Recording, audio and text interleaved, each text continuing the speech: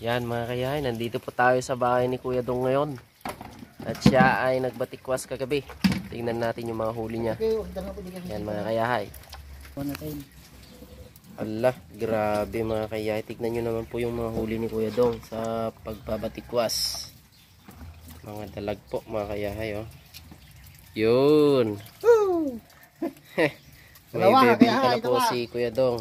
May African hito pa po nang nahuli si Kuya Dong, oh.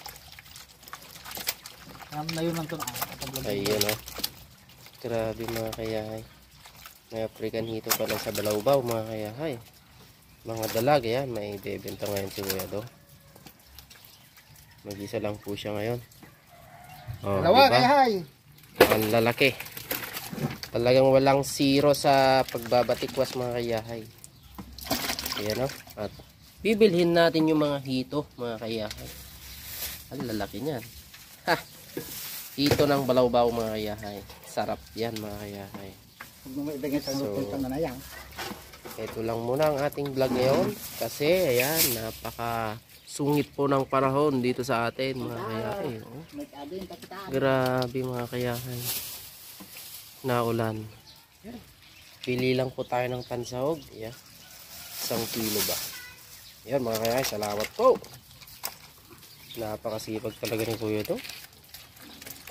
Yan mga kayahay. Naluto na po ang ating hito. Bali, ang luto mga kayahay, ano lang, tinola. Ayaw ko yung may asim.